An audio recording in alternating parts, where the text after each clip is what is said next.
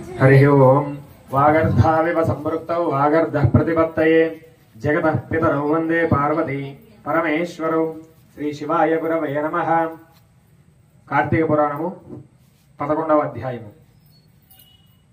ఓ జనక మహారాజా, ఈ కార్తీక మాస వ్రతం యొక్క మహాత్మ్యము గురించి అనేక ఉదాహరణలు చెప్పి ఉంటేని ఇంకను దీని గురించి ఎంత చెప్పినానో కూడా తనివి తీరదు। ఈ మాసమందు విష్ణువుని అవిసి పూలతో పూజించిన ఎడల చాంద్రాయణ వ్రతం చేసినంత ఫలము కలుగును। దీని గురించి మరొక ఇతిహాసము చెప్పేదను, శ్రద్ధగా ఆలకింపు అని వశిష్ఠుల వారు ఈ విధంగా చెప్పడం ప్రారంభించారు। పూర్వకాలంలో కళింగ దేశంలో మందరుడు అనేటువంటి ఒక విప్రుడు గలడు।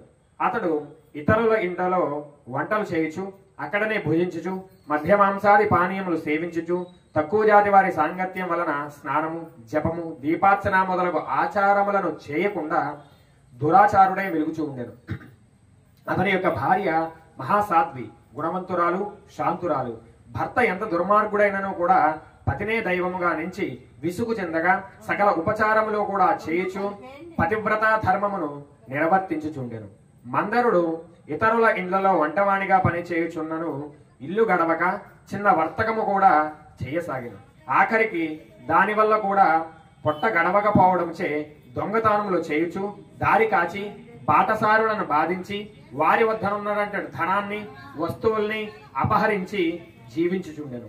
ఒక రోజున ఒక బ్రాహ్మణుడు అడవిదారిన బడి పోవుచుండగా అతనిని భయపెట్టి కొట్టి ధనమపహరించుచుండగా అక్కడికి మరొక కిరాతకుడు వచ్చి ధనాశచే వారిరువురిని కూడా చంపి ధనాన్ని మూట కట్టుకుని పోవుచుండగా సమీపంలో ఉన్నటువంటి ఒక గుహ నుండి పులి ఒకటి గాండ్రించుచు వచ్చి ఆ కిరాతకునిపై పడిన। కిరాతకుడు కూడా దానిని చంపెను, కానీ ఆ పులి కూడా తన పంజాతో కిరాతకుడిని కొట్టియుండుట వలన కిరాతకుడు కూడా చనిపోయాను।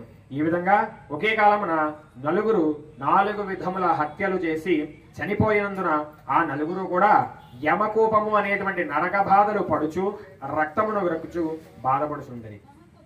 మందరుడు చనిపోయిన నాటి నుండి తన భార్య నిత్యము కూడా హరినామస్మరణ చేయుచు సదాచారవతి భర్తను తలుచుకుని దుఃఖించుచు కాలం గడుపుచుండెను। కొన్నాళ్లకు వారి ఇంటికి ఒక ఋషి పుంగవుడు వచ్చెను।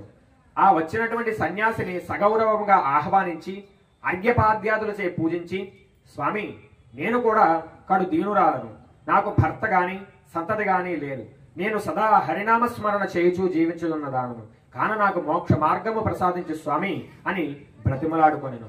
ఆమె వినయమునకు ఆచారమునకు ఆ ఋషి సంతసించి, అమ్మా, ఈ రోజున కార్తీక మాస పూర్ణిమ, చాలా పవిత్రమైనటువంటి రోజు, ఈ రోజున వృధాగా పాడు చేసుకోవద్దు, ఈ రాత్రి దేవాలయంలో పురాణమును చదువును, నేను చమురును తీసుకువచ్చేదను, నీవు ప్రమిదను వత్తిని తీసుకురావలేను, దేవాలయంలో ఈ రోజున దీపముంచిన మహాపుణ్యము ప్రాప్తించును, కాన నీవు ప్రమిదను వత్తినే తెచ్చిన ఆ ఫలమును నీవు అందుకొందువు అని చెప్పిన వెంటనే అందుకు ఆమె సంతసించి వెంటనే దేవాలయానికి వెళ్లి శుభ్రము చేసి గోమయం అలికి మృగ్గు పెట్టి తానే స్వయంగా పత్తిని తీసి 2 వత్తిలు చేసి ఋషి తెచ్చినటువంటి నూనెను పాత్రలో పోసి వత్తులు వేసి దీపారాధన చేశాను। అటు తర్వాత ఇంటికి వెళ్ళి తనకు కనిపించిన వారినల్లా ఆ రోజు రాత్రి ఆలయమునకు జరుగు పురాణ కాలక్షేపమునకు రమ్మని చెప్పి తాను కూడా శాంతముగా పురాణమును వినెను।